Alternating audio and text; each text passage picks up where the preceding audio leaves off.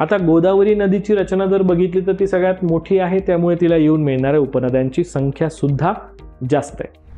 त्र्यंबकेश्वर, पुणतांबे, गंगाखेड, धर्माबाद आणि सिरोंचा हे काही प्रमुख शहरं मी तुम्हाला सांगितले की जे प्रमुख शहरं मला गोदावरी नदीच्या काठावर विस्तृतपणे बघायला मिळतात. जसं मी बोललो की वर्धा, वैनगंगा आणि पैनगंगा यांचा एक मिळून प्रवाह तयार होतो ज्याचं नाव आहे प्राणहिता.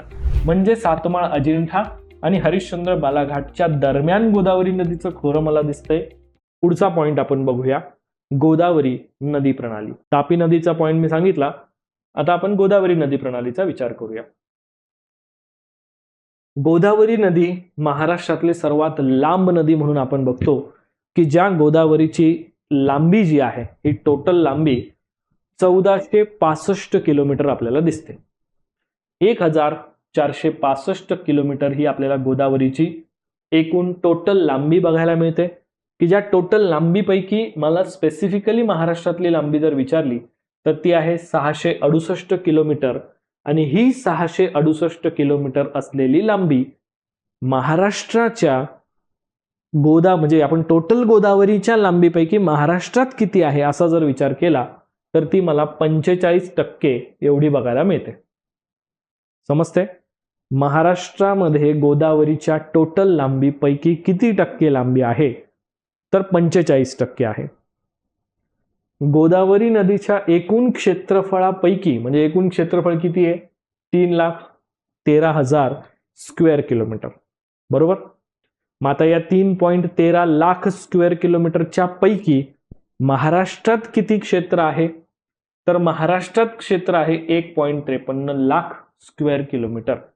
1.53 लाख स्क्वेअर किलोमीटर हे मला महाराष्ट्रातलं क्षेत्र दिसतंय की जे महाराष्ट्रातलं क्षेत्र आहे 49% आणि लांबीनुसार बघितलं तर 45%.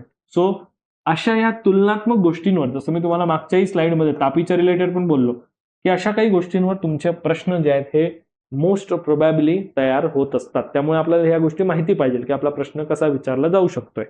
ठीक आहे, बरं. आता गोदावरी नदी खोऱ्याचा जेव्हा विस्तार बघतो, आता नदी खोऱ्याचा विस्तार म्हणजे काय असतं की ज्यामध्ये नदी, त्याच्या उपनद्या यांनी व्यापलेलं जे पण काही क्षेत्र आहे, मुख्य नदी आणि त्यांच्या उपनद्या या सर्वांनी व्यापलेलं क्षेत्र म्हणजे नदी खोरं. आता गोदावरी नदीची रचना जर बघितली तर ती सगळ्यात मोठी आहे, त्यामुळे तिला येऊन मिळणाऱ्या उपनद्यांची संख्या सुद्धा जास्त आहे.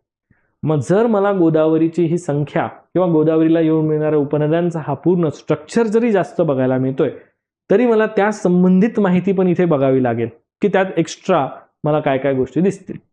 बघा, जसं की गोदावरी नदीचं खोरं जे आहे हे तुम्हाला नाशिक, नगर, मराठवाडा, विदर्भातले जिल्हे, कोपरगाव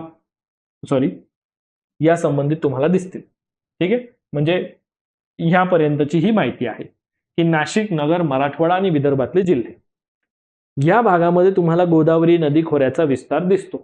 ठीक आहे, बरं. जर तुम्हाला विचारलं की गोदावरी नदी खोरं कोणत्या कोणत्या जिल्ह्यांच्या संबंधित आणि कोणत्या कोणत्या शहरांशी संबंधित मला दिसतं तर मला तो पॉइंट सांगा. तर गोदावरी नदीचं खोरं हे आपल्याला नाशिक, लक्ष द्या रे, नाशिक, नेवासे, छत्रपती संभाजीनगर, जालना, कोपरगाव, पैठण, परभणी, बीड, नांदेड, उदगीर, त्र्यंबकेश्वर, पुणतांबे, गंगाखेड, धर्माबाद आणि सिरोंचा हे काही प्रमुख शहरं मी तुम्हाला सांगितले की जे प्रमुख शहरं मला गोदावरी नदीच्या काठावर विस्तृतपणे बघायला मिळतात. सो हा त्या पॉइंटशी रिलेटेड एक इम्पॉर्टंट घटक मी तुम्हाला सांगतोय ज्याच्यावर आधारित आपल्याला हे प्रश्न वगैरे विचारले जाऊ शकतील. मग आता जो मेन पॉइंट आहे की गोदावरी नदीचं खोरं आणि गोदावरीचे जे इतर उपखोरे आहेत, म्हणजे गोदावरीच्या जे उपनद्या आहेत ना त्या पण काही नद्या इतक्या मोठ्या आहेत की त्यांचं स्वतःचं एक खोरं आहे. जसं की गोदावरी स्वतःचं मोठं खोरं आहे. दक्षिण पूर्णा आहे गोदावरीला येऊन मिळणारी, तिचं पण एक खोरं आहे. जसं गोदावरीचं दक्षिण पूर्णा, मांजरा, पैनगंगा, वर्धा, वैनगंगा, इंद्रावती ह्या अशा नद्या आहेत की ज्यांचे स्वतःचे सुद्धा खोरे आहेत आणि त्यामध्ये जसं मी बोललो की वर्धा, वैनगंगा आणि पैनगंगा यांचा एक मिळून प्रवाह तयार होतो ज्याचं नाव आहे प्राणहिता. आणि मग ही प्राणहिता गोदावरीला येऊन मिळताना दिसते आपल्याला, बरोबर की. मग आपण गोदावरीच्या उपनद्या बघतो की गोदावरीच्या उजव्या बाजूच्या उपनद्या कोणत्या आहेत आणि गोदावरीच्या डाव्या बाजूच्या उपनद्या कोणत्या आहेत. गोदावरीची उजवी बाजू जी आहे ती म्हणजे साऊथ साईड आणि गोदावरीची डावी बाजू जी आहे ती म्हणजे नॉर्दर्न साईड. ठीक आहे. कारण गोदावरी ही आपल्याला कशी बघायला मिळते, गोदावरी ही आपल्याला पूर्व वाहिनी बघायला मिळते. ठीक आहे. त्यामुळे तुम्हाला ह्या गोष्टी लक्षात असायला पाहिजे, डावी बाजू कोणती आणि उजवी बाजू कोणती. मग आता उजवी बाजू म्हणजे दक्षिणेकडून येऊन मिळणाऱ्या उपनद्या जर बघितल्या, दारणा, प्रवरा, मुळा, बोर, सिंदफणा, बिंदुसरा, कुंडलिका. ठीक आहे.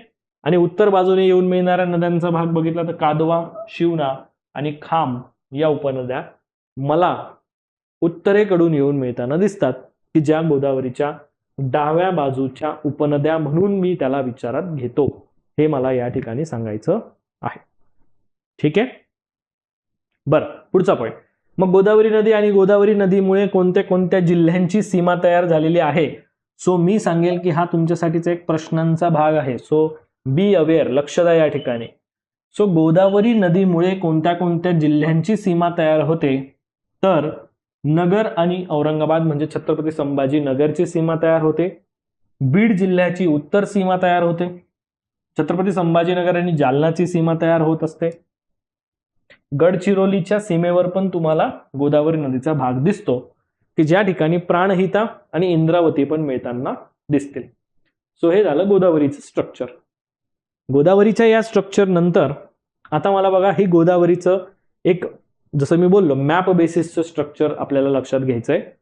मग आता इथे मला ही मुख्य नदी गोदावरी दिसते आहे. हे बघा, गोदावरी नदी ही नाशिक जिल्ह्यामध्ये त्र्यंबकेश्वर जवळ ब्रह्मगिरी पर्वत जो आहे या ठिकाणी उगम पावते. आणि इथून उगम पावल्यानंतर ह्या नदीचा हा पूर्ण प्रवास जो आहे हा बंगालच्या उपसागरापर्यंत होतो. म्हणजे पश्चिम घाटावर ही नदी उगम पावते, ते बंगालच्या उपसागरापर्यंत ही नदी वाहत जाते. मग ह्या संपूर्ण प्रवासात महाराष्ट्राचा जो स्ट्रक्चर आहे यामध्ये पहिल्यांदा आपण उपनद्यांची रचना बघूया की उपनद्या